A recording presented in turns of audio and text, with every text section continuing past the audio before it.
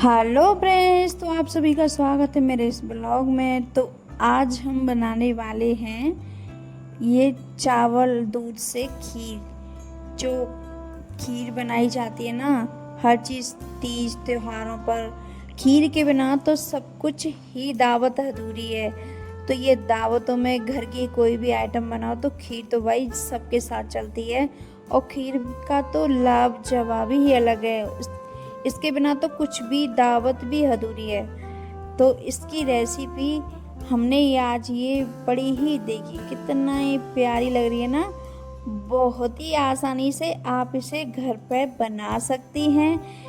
खीर इतनी ज़्यादा टफ भी नहीं है और ये बहुत ही आसानी से बनकर तैयार हो जाती है और बहुत ही टेस्टी लगती है ये खाने में। आपके ऊपर है, अगर इसे हम दूध के ही अंदर बनाएंगे तो इसका टेक्सचर और भी प्यारा आएगा, और अगर इसमें मलाई दूध ये सब ऐड करके बनाएंगे तो इसका और भी टेस्ट आएगा। तो इसका बहुत ही अच्छा लगता है। मुझे तो भाई खीर बहुत अच्छी लगती है। तीज त्योहारों पर तो ये हर चीज़ में ही चलती है, पुआ पूड़ी खीर सब के साथ ये। तो चलिए आज हम बनाते हैं। तो यहाँ पर लिए हैं मैंने ये चावल ये मैंने ये धो के लिए हैं, साफ़ कर लिए हैं 2-3 बार मैंने इनको अच्छे से। इनको पहले तो मैंने बीना है, इसमें कुछ कूड़ा या कुछ भी ना हो, फिर से साफ़ के। यहाँ पर मैंने ले लिया है कुकर। आज मैं कुकर में ही बनाकर दिखाऊंगी कि खीर हमारी कितनी टेस्टी बन के तैयार होती है। तो यहाँ पर मैंने चावल अंदर डाल दिए हैं, इसमें पानी ऐड कर दूंगी मैं।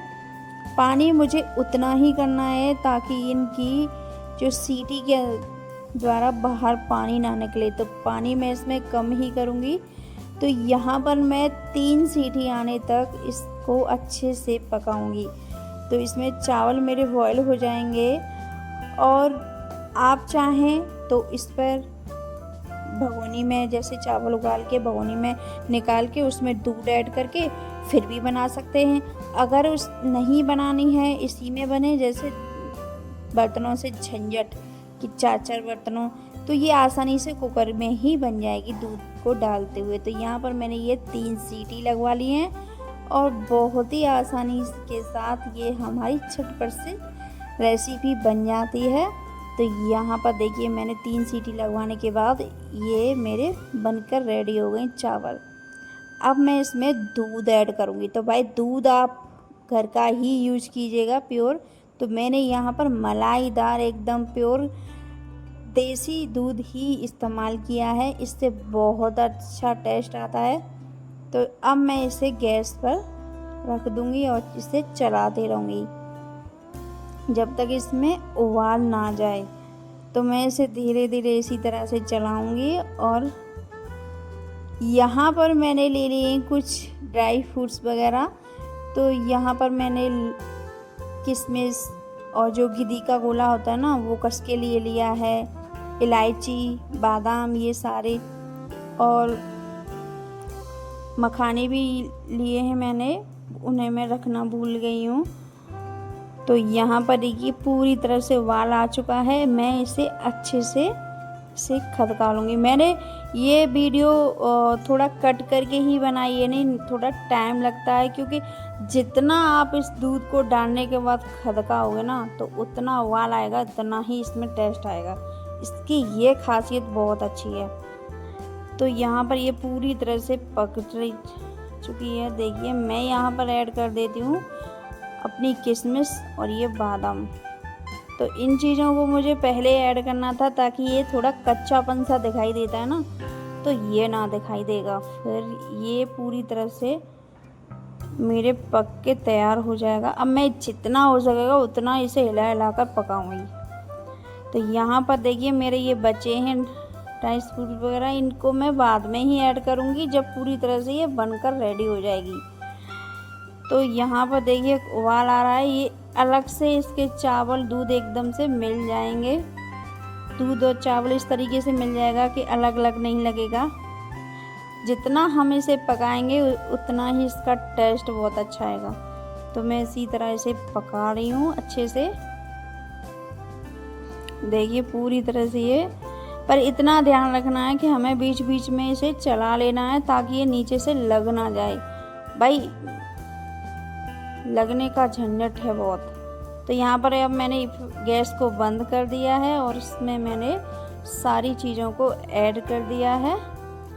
जो भी मेरे ड्राई फ्रूट्स वगैरह रखे थे उनको मैंने इसमें डाल दिया है।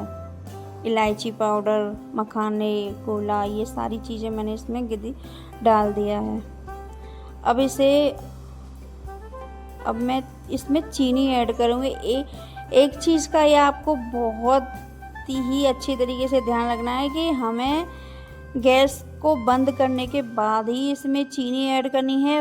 नहीं तो कभी क्या हो जाता है, जैसे हम गर्म दूध में अगर चीनी ऐड करते ना तो उसमें फटने का डर भाई बहुत होता है। तो मैं तो इस झंझट को राजी नहीं हूँ, तो मैं तो चीनी ऐड बाद में ही करती हूँ। तो यहाँ पर मैंने ये चीनी एकदम से साफ़ सुथरी ले लूँगी, उसमें देख लेना है कुछ है तो नहीं।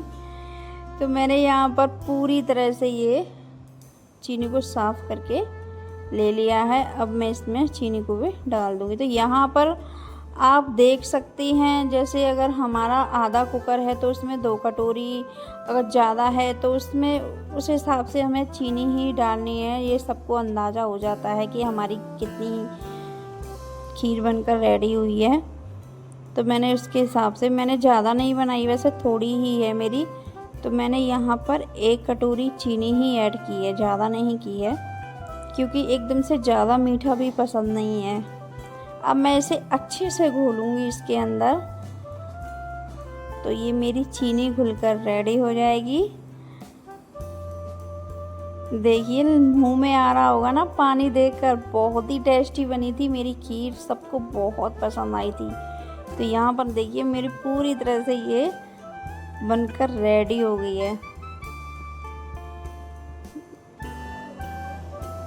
यहाँ पर मैंने ये पूरी तरह से इसमें चीनी जो भी थी, मुझे लग रहा था कि अभी ये ज़्यादा ही घुली नहीं है, तो मैं इसे और भी घुल लेती हूँ।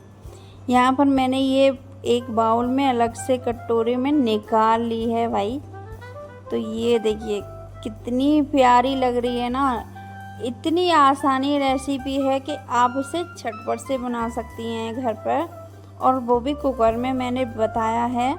आप चाहें तो भगोनी का इस्तेमाल भी कर सकती हैं चावलों को उबालने के बाद, और चाहे तो आप कुकर का ही यूज़ कर सकती हैं। लेकिन ये दोनों तरीके से बहुत ही टेस्टी खीर बनकर तैयार होगी अगर मेरे बताए हुए फॉलो से आपने पूरी तरह से बनाई तो। ये देखिए पूरी लग रहा है ना। अब आप इस रेसिपी को, इस खीर को किसी भी चीज़ के साथ खाइए, बहुत ही मज़ा आने वाला है। और बहुत ही, जब भी कोई मेहमान आए घर पर तो आप इसी तरीके से बनाइएगा, बहुत टेस्टी बनेगी ये। तो ये मेरी बनकर रेडी है खीर पूरी तरह से। ये मतलब ये है कि 15 मिनट में आपकी खीर बनकर तैयार हो जाती है मेरे हिसाब से। अगर आप कम बनाओगे तो ये झटपट से बनने वाली रेसिपी है। पहले हमें ये बहुत झंझट वाली चीज़ें लगती थी कि खीर बनाने में हमें टाइम लगता है, लेकिन अब तो ये सब चीज़ें नॉर्मली हो गई हैं। मैंने ये कुकर में बनाई तो कुकर में तो बहुत ही जल्दी